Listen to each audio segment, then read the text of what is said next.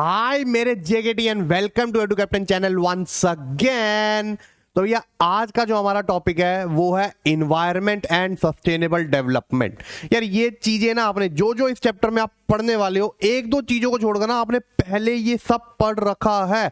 और इस चैप्टर की इंपॉर्टेंस पता है थ्योरी से ज्यादा नहीं है जितनी इसकी पिक्चर बेस्ड क्वेश्चन से है। ठीक है जी, अभी पिछले एक दो साल से ना एक नई चीज जो आ रही है picture based question. You must be aware of that. आपने सैंपल पेपर्स में देखा होगा, आपने अपने प्री बोर्ड्स में, हाफ ईयरलीज में देखा होगा।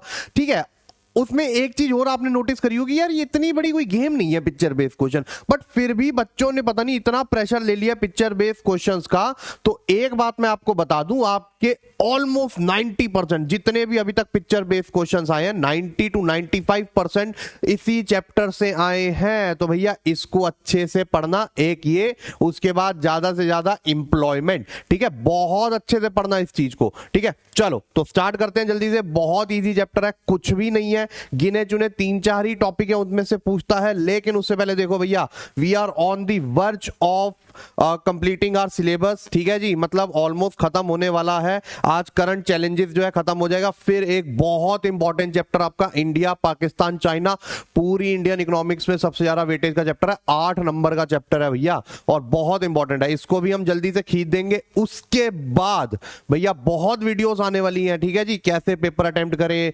टॉपर कैसे लिखते हैं, ये वो एक्सेट्रा, पिक्चर बेस के ऊपर अलग से बनाऊंगा, केस स्टडी बेस के ऊपर अलग से बनाऊंगा। तो मेक श्योर भैया जुड़े रहें चैनल के साथ। अकाउंट्स एंड इको की महफिल जल्दी से ज्वाइन कर लीजिए भैया। इसे देख रहे हो, डेली अपडेट इसी पे ही होंगे। और उसके साथ साथ ये भैया इनका डिस्कशन ग्रुप है, अकाउंट्स एंड इकोनॉमिक्स की महफिल चैट, ये भी ज्वाइन करना मत भूलना, क्योंकि असली बातचीत तो आप यहीं कर पाओगे, अपडेट भले ही आपको यहां पर मिले। ठीक है जी, ऑल्सो ये आपकी जो है पूरी प्लेलिस्ट यहां पर तैयार बैठी हुई है, मतलब वन स्टॉप सॉल्यूशन है जिसमें हर एक चैप्टर के जो है वन शॉट डले हुए हैं, साथ में जो है इंपॉर्टेंट स्ट्रेटेजीज डली हुई है। कैसे 15 दिन तो चलो निकल गए, लेकिन कैसे ऐसे टॉपिक करें जिनसे अच्छे मार्क्स खींच ले हम। ठीक है, उसके अलावा अपने ब्लूप्रिंट क्या होगा इकोनॉमिक्स के पेपर का, उसके अलावा कैसे आपके आंसर राइटिंग होनी चाहिए, ये सारी चीजें। और अभी तो हो डल रहा भैया, ये देखो कल की एक वीडियो है चीट शीट वाली, भैया बहुत इंपॉर्टेंट थी ये। आई होप आप लोगों ने देखी है। इसी में प्रैक्टिस क्वेश्चन है और उसी के नीचे आंसर है। और मैंने आपको बोला था जो आंसर मैच नहीं होगा अकाउंट्स की महफिल पे आना, अकाउंट्स एंड इको की महफिल, वहां डिस्कस करेंगे। तो भैया अगर अभी भी टाइम है आ जाओ, टाइम अच्छा खासा है, 80 में से 80 खींच लोगे। ठीक है, चलो चलते हैं हमारे चैप्टर पे। बहुत इंपॉर्टेंट है आज का चैप्टर। ठीक है, और बहुत बेसिक है यार, ऑलमोस्ट मैं बताऊं आपने ऑलमोस्ट इसमें जितनी हम चीजें पढ़ने वाले हैं ना, वो सारी की सारी चीजें आपने पहले जो है पढ़ रखी है। ठीक है, तो इतना कुछ वो नहीं है इसमें, ये बात याद रखना। लेकिन पिक्चर बेस्ड क्वेश्चंस के पॉइंट ऑफ व्यू से ये बहुत इंपॉर्टेंट चैप्टर है। ठीक है, स्टार्ट करते हैं। देखो हम क्या है, हम ना अपनी तरक्की की तरफ बहुत कुछ करते हैं। ठीक है, हम अपनी डेवलपमेंट की तरफ बहुत काम करते हैं। सिमिलरली जो है इकोनॉमी भी, मतलब इकोनॉमिक पॉइंट ऑफ व्यू से देखूं, इकोनॉमी भी जो है अपनी ग्रोथ, हर कोई जो है भाग दौड़ में लगा हुआ है भैया, ग्रो करो, पैसा कमाओ, ये करो वो करो एक्सेट्रा। लेकिन इन सभी चीजों में एक चीज जो है ना हमारी, वो बहुत ज्यादा निग्लेक्ट हो रही है। वो निग्लेक्ट क्या हो रहा है, हमारा इन्वायरमेंट। ठीक है जी, विद टाइम जो है उसका कंसर्न बढ़ता जा रहा है। जैसे हम देखते हैं कि भैया ग्लोबल वार्मिंग हो रही है। ठीक है जी, ओजोन डिप्लीशन हो रहा है, इतने सारे जो है हार्मफुल, इतने सारे हमारे जो एनिमल्स या फिर बर्ड्स या फिर स्पीशीज हैं वो एक्सटिंक्ट होते जा रहे हैं, क्योंकि उनका नेचुरल हैबिटेट, बेसिकली जो इन्वायरमेंट उनको सूट करता रहने के लिए। ठीक है, अब जैसे कई बार ऐसा भी होता है ना कि हम इंसान भी ज्यादा ठंड में मर जाते हैं, ज्यादा गर्मी में मर जाते हैं। तो ऐसे ही हर एक का ना अपना नेचुरल हैबिटेट है जो हम डिस्ट्रॉय करते जा रहे हैं सिर्फ अपनी तरक्की के लिए। भैया भगवान भी माफ नहीं करेगा इस चीज के लिए। तो मेक श्योर इन्वायरमेंट कंसर्न आपके माइंड में हमेशा होना चाहिए। डू नॉट लिटर, इधर उधर गन मत फेंको, इन्वायरमेंट का जितना ध्यान रख सकते हो रखो। ट्रीज प्लांट करो भैया। ये अभी आपको लग रहा होगा कि यार सर ये क्या भाषण दे रहे हो, चैप्टर पढ़ाओ, लेकिन आगे जाके ये बहुत बड़ा इशू करने वाला है, मैं पहले बता रहा हूं आपको। ठीक है, चलो आ जाओ पढ़ते हैं। तो in the process of economic development the quality of environment has deteriorated over a period of time and we know it very well. Deteriorate हुई है। LPG policies resulted in economic development but with adverse effects on our environment, so we have to adopt the path of sustainable development along with economic development. ठीक है, एक चीज होती है national income में, शायद आपने देखी होगी, नोट्स में थी ग्रीन जीएनपी करके। ठीक है, नहीं देखी तो मैं आपको बता देता हूं, शायद उसमें मेंशन नहीं थी क्योंकि वो आता नहीं है, बट बताना मेरा फर्ज है। ग्रीन जीएनपी क्या होता है? हम जीडीपी निकालते हैं, जीडीपी तो हम सिर्फ प्रोडक्शन के पॉइंट ऑफ व्यू से देखते हैं। ग्रीन जीएनपी एक नया इंडिकेटर है जिसमें हम ये देखते हैं कि भैया हम प्रोडक्शन प्रोसेस तो कर रहे हैं, अब उसका नेट जो इफेक्ट, जो हार्मफुल इफेक्ट एनवायरनमेंट पे पड़ रहा है, उसका नेट के पॉइंट ऑफ व्यू से अगर हम देखें, उसमें से हम जितना भी हार्मफुल इफेक्ट हमारा हो रहा है अगर हम वो माइनस करें तो एक्चुअल जो हमारा टेक्निकल जो जीएनपी है या जीडीपी है वो कितना है, वो ग्रीन जीएनपी कहलाता है, जिसमें हम वो इन्वायरमेंट के पॉइंट ऑफ व्यू से बहुत सही है, वो बेटर इंडिकेटर बताता है कि हाँ एक्चुअली में हमने जो इन्वायरमेंट को बिना हार्म करे हुए ग्रोथ करी है वो इतनी है, वो ग्रीन जीएनपी है। ठीक है, तो वो बहुत इंपॉर्टेंट फैक्टर होता है जो आज की डेट में जो है बहुत सारी कंट्रीज जो है अपना ध्यान रख रही है, ग्रीन जीएनपी जो है वो ज्यादा ही रहे, मतलब इन्वायरमेंट को इफेक्ट ज्यादा ना करें। अब इन्वायरमेंट क्या होता है? इन्वायरमेंट हमारी सराउंडिंग्स होती है। इन्वायरमेंट हमें बेसिकली, अब देखो अच्छा वेदर है तो हमें अफेक्ट करेगा, मूड अच्छा हो जाएगा, ज्यादा गर्मी ज्यादा सर्दी हो तो मूड खराब हो जाएगा। तो हमारी सराउंडिंग्स जो है वो हमें डायरेक्टली और इनडायरेक्टली अफेक्ट करती हैं और उसी को हम इन्वायरमेंट बोलते हैं। Total planetary inheritance and the totality of all resource. हो, इतनी भारी इंग्लिश यूज कर दी भाई। सिंपल आप सराउंडिंग से भी लिख दोगे, मार्क्स मिल जाएंगे। ये देखो, sum total of all external forces surrounding us, the elements included in environment can be categorised into. अब जितने भी आपके एलिमेंट्स आते हैं एनवायरनमेंट में वो दो कैटेगरीज में डिवाइड हो सकते हैं। बायोटिक, आप सबको पता है, सब बचपन में पढ़ के आ रहे हो। लिविंग ऑर्गेनिजम्स और living elements of birds, animals, plants, human सारे हो गए। Abiotic, all non living element like air, water, land. तो इन्वायरमेंट में दो ही टाइप की चीजें होती हैं, बायोटिक होता है एंड एबायोटिक होता है, according to environment protection act. अब ये उनकी डेफिनेशन है, इस सब में मत पढ़ना, मतलब एक बार रीड कर लेना। ऑनेस्टली बताऊं तो बोलेंगे वही चीजें, बस थोड़ा सा और ना स्पेसिफिक कर देते हैं अपनी डेफिनेशन को। ठीक है, अगर आते हैं फंक्शंस ऑफ एनवायरनमेंट, अब ये एक इंपॉर्टेंट टॉपिक है, इसको पढ़ लीजिएगा। कई बारी जो है ये सीधा 3, 4 या 6 नंबर में भी आ जाता है कि हमारा इन्वायरमेंट क्या फंक्शन प्ले करता है। और कुछ इसमें रॉकेट साइंस नहीं है, कुछ ऐसा पढ़ने वाली बात भी नहीं है, ऑनेस्टली बताऊं, ये सब आप पढ़ के आ रखे हो, बस वही लिखना है। जैसे प्रोवाइड रिसोर्सेज फॉर प्रोडक्शन, हमें पता अच्छे से कि जितनी भी हमारी कंट्री में, जितनी कंट्री है हमारे वर्ल्ड में, जितनी भी प्रोडक्शन हो पा रही है, production of goods and services, वो उन्हीं रिसोर्सेज से हो पा रही है जो हमें इन्वायरमेंट हमारा प्रोवाइड करवाता है, जिसमें दो टाइप के आ जाते हैं। एक होते हैं रेन्यूएबल रिसोर्सेज, जिनकी कोई टेंशन नहीं है खत्म होने की। ठीक है जी, एग्जॉस्ट हो जाएंगे ऐसा कुछ हमारे मन में टेंशन नहीं है, जैसे आपके ट्रीज, फिशेस एक्सेट्रा। अब आपके माइंड में आ रहा होगा सर ट्रीज क्यों नहीं खत्म हो सकते? भाई इतने हैं, इतने हैं, मतलब हम ऑब्वियसली कम नहीं कर सकते उन्हें, ऑब्वियसली काटने लग जाएं, डिफॉरेस्टेशन करने लग जाएं।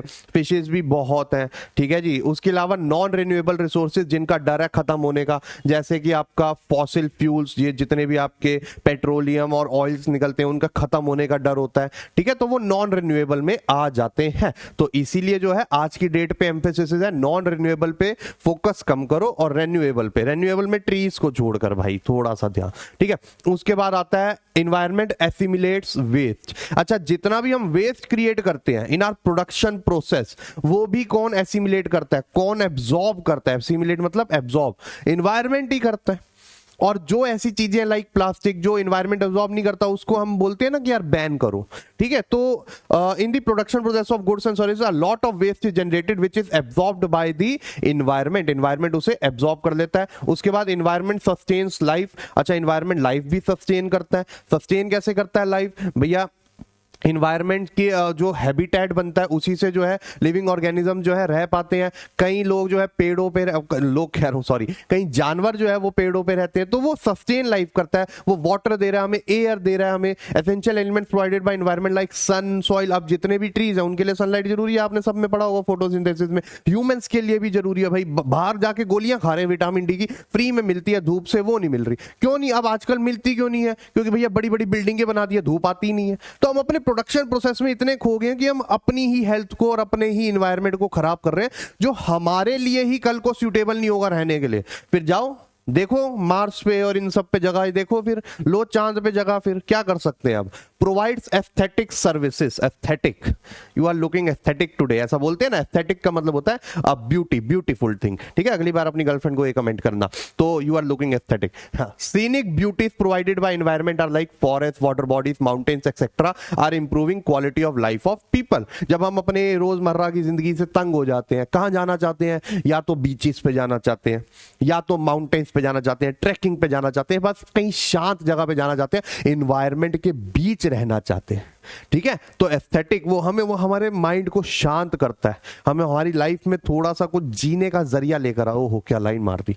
हाँ जी, आ जाओ अगले पे आते हैं, कैरिंग कैपेसिटी। अब ये बहुत इंपॉर्टेंट है, ये आज तक इस पेपर में थ्योरी में से जो सबसे ज्यादा आया है वो यही वाला पार्ट आया है, कैरिंग कैपेसिटी। कि इन्वायरमेंट की कैरिंग कैपेसिटी होती है। कैरिंग कैपेसिटी मतलब अपने फंक्शंस को कैरी करना, उनको अच्छे से परफॉर्म करना। तो environment fulfil its function without interruption only when it is with in its carrying capacity. अपनी कैपेसिटी में जब वो रहता है तभी वो अच्छे से फंक्शंस परफॉर्म कर पाता है। अब उसकी कैपेसिटी क्या है, ये वो वाली कैपेसिटी नहीं है जो तुम्हारी शाम को हो जाती है, वो वाली मत समझ लेना। ये वो वाली कैपेसिटी है कि इन्वायरमेंट जो है अपने फंक्शंस अच्छे से परफॉर्म कर पाए। अब तुम भी अपनी कैपेसिटी से ज्यादा पियोगे, ठीक है जी, तो नो ऑफेंस, पता है मेरे को भाई, पीना पिलाना नहीं है। चलो आ जाओ।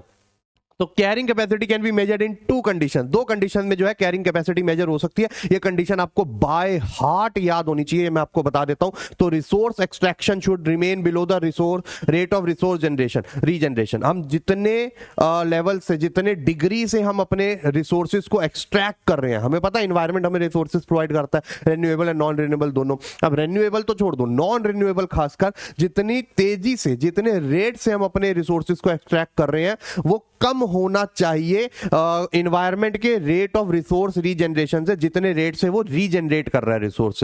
क्योंकि अगर हम ज्यादा रेट से एक्सट्रैक्ट कर रहे हैं और वो इतनी रेट से रीजनरेट नहीं कर पा रहा रिसोर्सेज, तो भैया फिर काम खराब है। एक टाइम ऐसा आएगा जब खत्म ही हो जाएंगे रिसोर्सेज, ठीक है।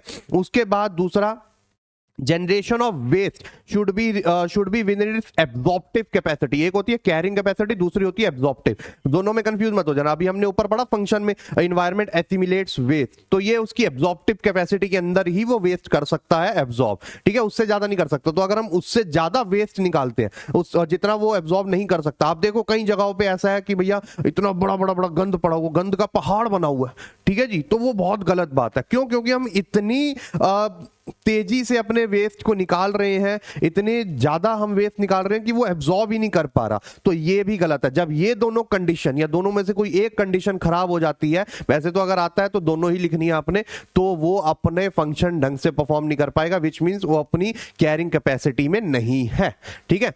और it leads to environment crisis. Environment crisis कब होंगे? जब वो अपने फंक्शंस अच्छे से परफॉर्म नहीं कर पाएगा। तो environment crisis happen when the above 2 conditions are not fulfilled and environment is not able to perform its vital functions. अपने फंक्शंस वो अच्छे से नहीं परफॉर्म कर पाएगा तो एनवायरमेंट क्राइसिस में आ जाएगा। अब रीजन क्या हो सकते हैं एनवायरमेंट क्राइसिस का? भैया वही 2, कैरिंग कैपेसिटी जब उसकी खराब होगी। अब वो कैसे खराब हो सकती है? एक तो भैया पॉपुलेशन बहुत ज्यादा होगी, तो ऑब्वियस सी बात है वेस्ट भी ज्यादा निकलेगा और रिसोर्स एक्सट्रैक्ट भी ज्यादा होंगे, क्योंकि उनकी डिमांड जो है हमने फुलफिल करनी है। Intensive and extensive extraction of both renewable and non renewable resources. Intensive मतलब बहुत इंटेंस होकर, मतलब बहुत ज्यादा तेजी से, एंड एक्सटेंसिव मतलब कि मतलब एक्सक्लूसिवली जो है निकाली जा रही है। मतलब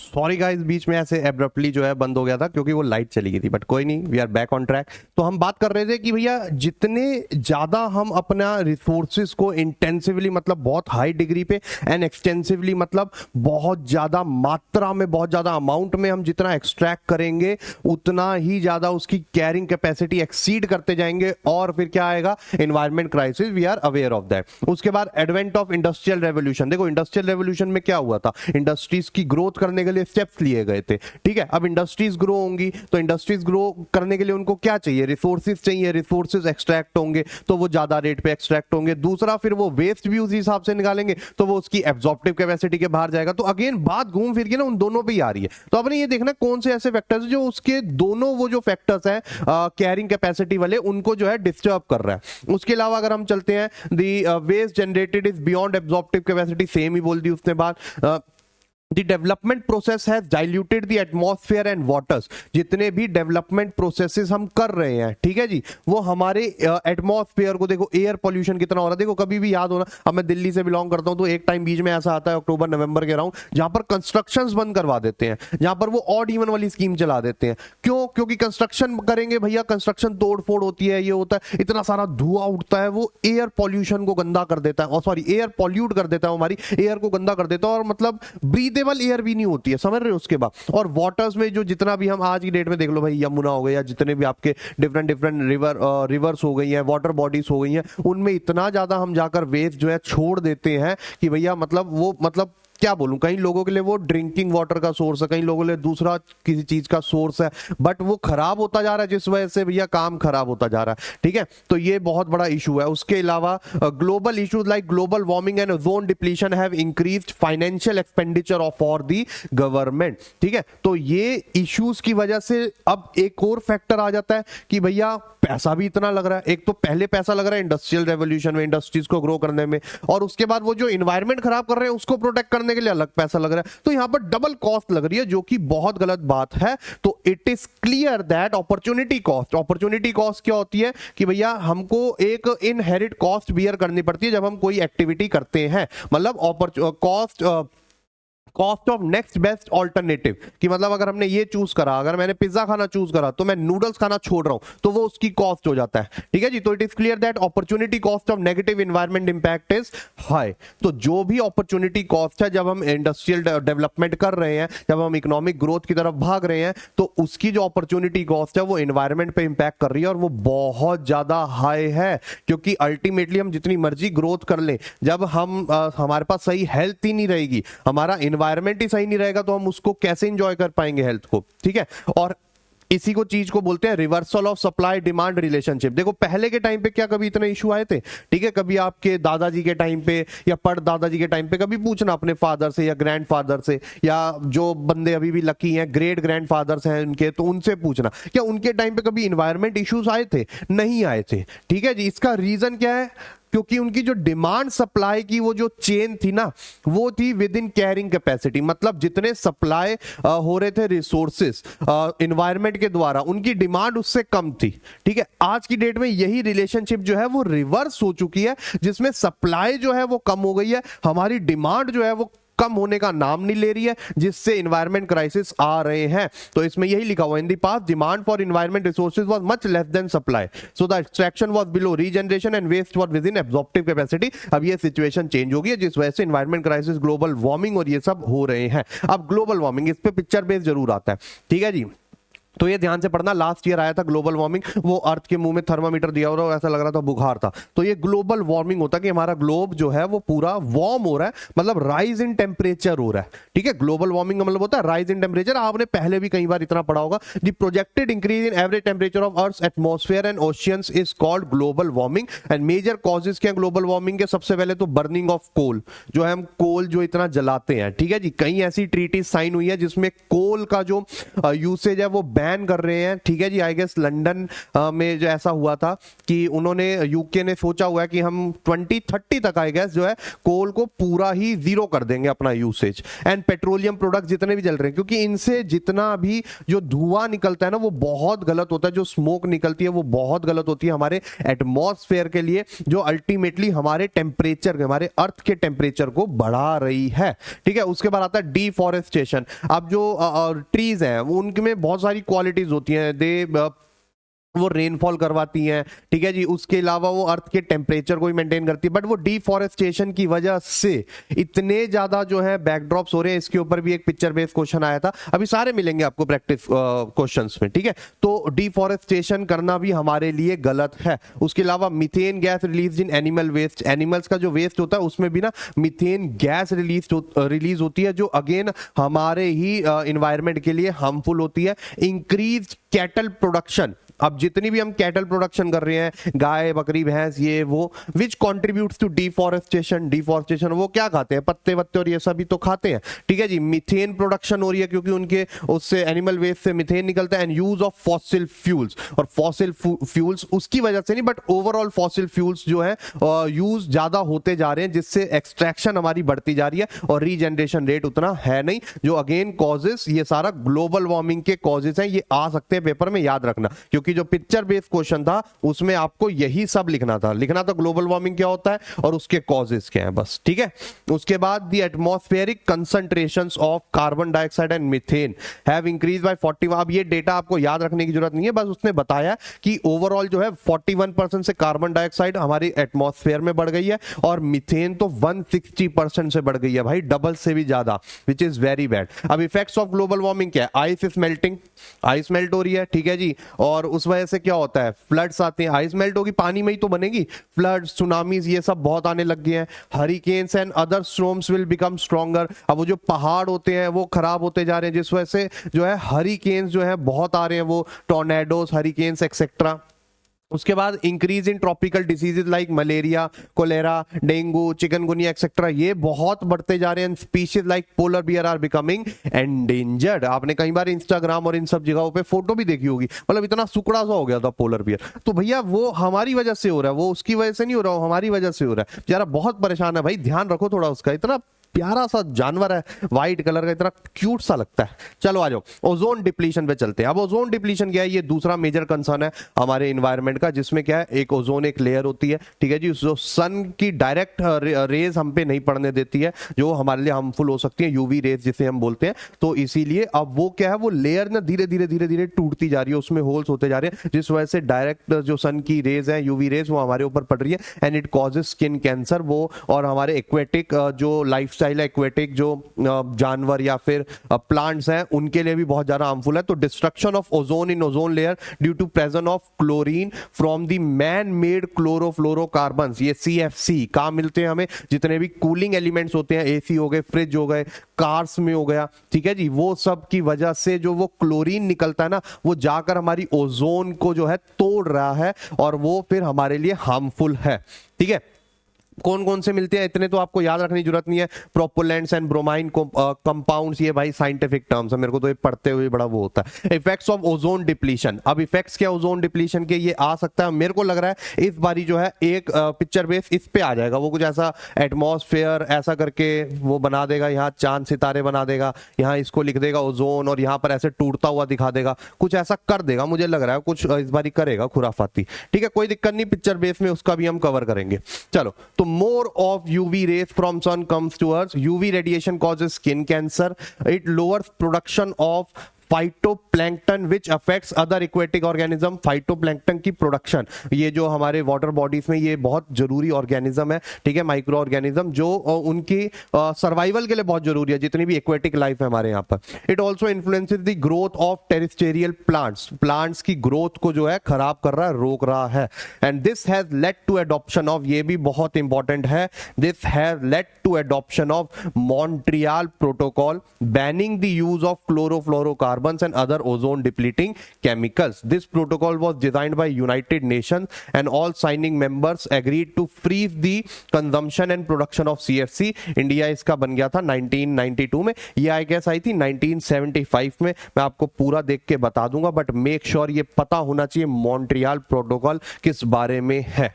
ठीक है, इतना नहीं पता होना चाहिए कि यूनाइटेड नेशन में थी, इंडिया का मेंबर बना, बट स्टिल इतना तो पता होना चाहिए कि मॉन्ट्रियल प्रोटोकॉल किस बारे में। अब आता है इंडिया का एनवायरनमेंट जो है वो उसका क्या स्टेट है। बहुत ही इसमें कुछ इतना कोई खास नहीं है, बहुत ईजी है, जो आप बचपन से पढ़ते आ रहे हो। रिच क्वालिटी ऑफ सॉइल है, रिवर्स है, ट्रिब्यूटरीज है, लश ग्रीन फॉरेस्ट, ये वो मतलब इसको इतना नहीं भी पढ़ोगे, रीड करोगे तो भाई अगर आपको पहले की थोड़ी बहुत ज्योग्राफी याद है तो लिख लोगे, अदरवाइज भी लिख लोगे, थोड़ी बहुत कहानी पेलनी है। ऑनेस्टली बता रहा हूँ यार, मेरे को तो ना बड़ा वो लगता है इसको पढ़ने में। The black soil of Deccan plateau is good for cultivation of cotton, ठीक है, ये हमें अच्छे से पता है। The Indo Gangetic plains are one of the most fertile, intensively cultivated and densely populated regions in the world. India forest provide, अब इसमें समझाने वाला कुछ नहीं है, ये सिर्फ फैक्ट्स है। India forest provide greenery to major area and habitat for wild life. India account for nearly 20% of world total iron ore reserves. Large deposits of iron ore coal and natural gases, bauxite, copper, ये वो सारे जो है minerals यहाँ पर मिलते हैं, metals यहाँ पर मिलते हैं।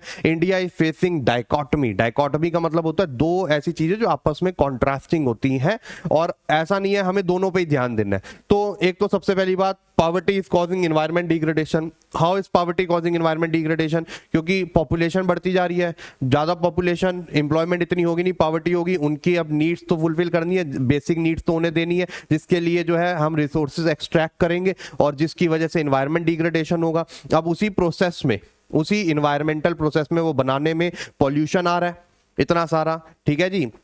और हमारा जो इंडस्ट्रियल सेक्टर हम ग्रो करने में लगे हुए हैं, वो जो वेस्ट निकाल रहा है वो अगेन जो है हमारा एब्जॉर्प्टिव कैपेसिटी से इन्वायरमेंट के ज्यादा है। अब चैलेंजेस क्या इंडिया इन्वायरमेंट में? एक तो लैंड डिग्रेडेशन होता जा रहा है। लैंड डिग्रेडेशन का मतलब है जो ओवरऑल, जो अभी हम ऊपर पढ़ रहे थे, क्वालिटी ऑफ सॉइल जो है वो खराब होती जा रही है, वाटर एंड वेजिटेशन कंडीशन खराब होती जा रही है ह्यूमन एक्टिविटीज के चक्कर में, ठीक है। उसके बाद आता है फैक्टर्स रिस्पॉन्सिबल फॉर लैंड, मतलब इसी के अंदर पार्ट है, बाकी अभी उसको कंटिन्यू करेंगे।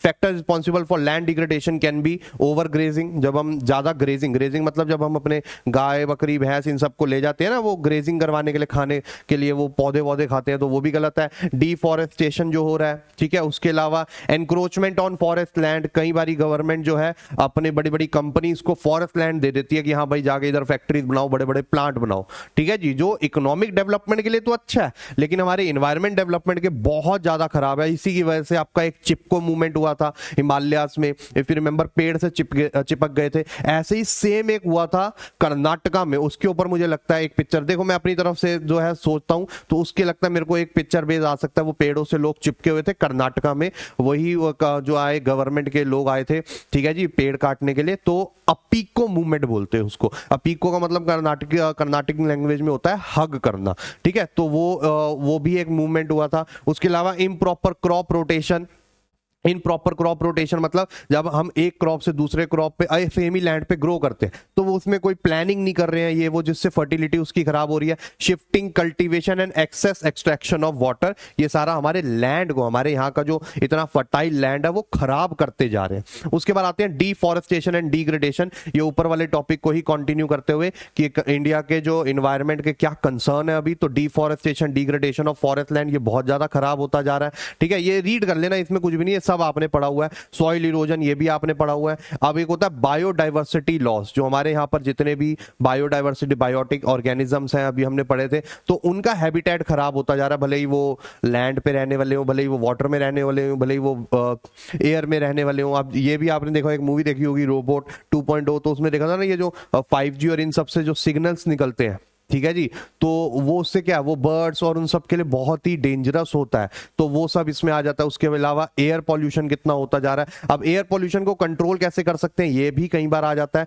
जैसे कि use of more of public transport, ठीक है, अपने प्राइवेट ट्रांसपोर्ट नहीं, एक बंदे ने जाना, इतनी बड़ी बड़ी गाड़ियां ले जाते हैं, ठीक है जी। उसके अलावा promotion of cleaner fuel like CNG ज्यादा यूज करो, एलपीजी इन हाउस होल्ड्स, ठीक है जी। अब इसी पे एक योजना चल रही है अभी, उज्ज्वला योजना, मैं आपको बता देता हूं, पहले भी और इस पे बहुत क्वेश्चन आ रखे हैं। उज्ज्वला योजना में क्या होता है कि गवर्नमेंट ने ये सोचा, गवर्नमेंट ने ये प्लान किया हुआ है कि भैया हम जो है अब पुअर जो वुमेन्स हैं जो बिलो पॉवर्टी लाइन रहती हैं, तो अब वो सीएनजी अफोर्ड नहीं कर सकती हैं, ठीक है जी, एलपीजी अफोर्ड नहीं कर सकती है, तो उसको वो क्या यूज करती हैं, वो अपना वुड को यूज करती हैं, कोल को यूज करती हैं, चारकोल और इन सबको अपना खाना बनाने के लिए, तो वो हार्मफुल है उनके लिए भी और इन्वायरमेंट के लिए भी, ठीक है भैया। वो बहुत डेंजरस होता है, कहीं वुमेन की आंखें खराब हो जाती हैं, अंधे ब्लाइंड तक हो जाते हैं, तो इसलिए उन्होंने सोचा हुआ कि भैया हम जो है फ्री जो एलपीजी कनेक्शन उनको प्रोवाइड करवाएंगे, ठीक है, कई लाख तक, 5 लाख है पता नहीं कितना है, ठीक है, तो वो हो जाता है। उसके बाद गवर्नमेंट ने पोल्यूशन कंट्रोल बोर्ड्स भी बना रखे हैं,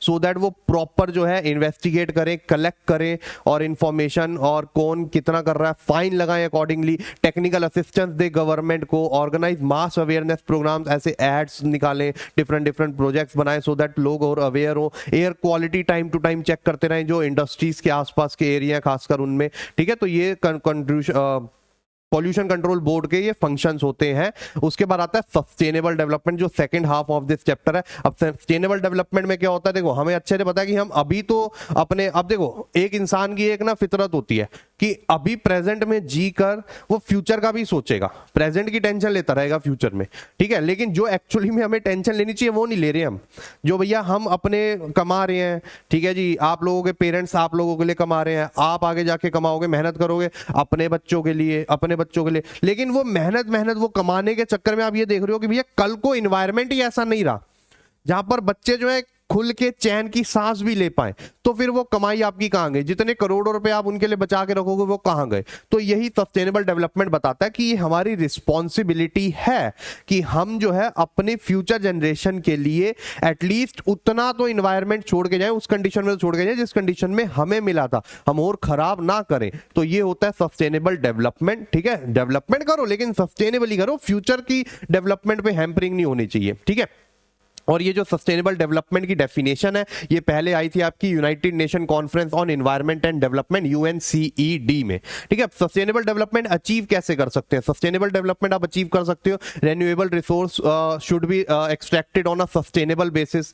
ठीक है, उसके अलावा non renewable resources rate of depletion should not exceed the rate of creation of renewable substitutes, become input efficient, technologies ऐसी बनाओ जिसमें रिसोर्सेज कम यूज हो और ज्यादा प्रोडक्शन हो, control pollution and control growth of population. ये एक इंपॉर्टेंट टॉपिक है, ये मैं आपको बता देता हूं, और ये पढ़ना ही पढ़ना है, किसी भी हालत में बाय हार्ट होना चाहिए, ये क्वेश्चन आ जाता है।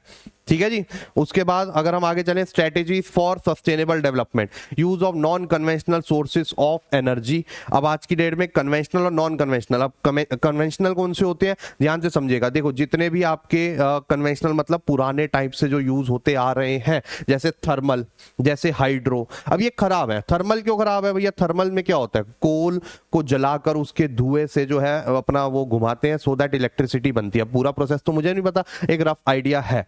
ठीक है जी, हाइड्रो में क्या होता है, डैम्स लगा देते हैं। अब वो देखो, कोल तो वैसे भी हमारे एनवायरनमेंट को खराब करता है, वो अभी हमने उसमें पढ़ाई है कि भैया लंदन में भी ये चीज ली हुई है कि कोल का जो है हमने यूज जीरो कर देना है। ठीक है, उसकी ट्रीटी साइन करी हुई है। उसके अलावा ट्रीटी तो नहीं, मतलब एक प्रोटोकॉल टाइप साइन करा हुआ है, मॉन्ट्रियल प्रोटोकॉल नहीं, मॉन्ट्रियल प्रोटोकॉल सीएफसी के रिलेटेड है। उसके अलावा नॉन कन्वेंशनल सोर्सेज हम ज्यादा यूज करें, विंड का यूज करें, सोलर का यूज करें। इंडिया में भाई इतनी अच्छी धूप खिलती है, इंडिया में जो है बहुत अच्छा एक सोलर सोर्स है, अगर हम इसको अच्छी कैपेसिटी में यूज करें तो भैया बहुत बेनिफिट हो सकता है। यूज ऑफ क्लीनर फ्यूल्स का यूज करें, एलपीजी सीएनजी टाइप। ठीक है जी, more than wood, cow dung, इन सबसे एक्सेट्रा, क्योंकि काउ डंग में भी हमने पढ़ा मीथेन रिलीज होता है। ठीक है, एनिमल वेस्ट में। उसके अलावा एस्टेब्लिशमेंट ऑफ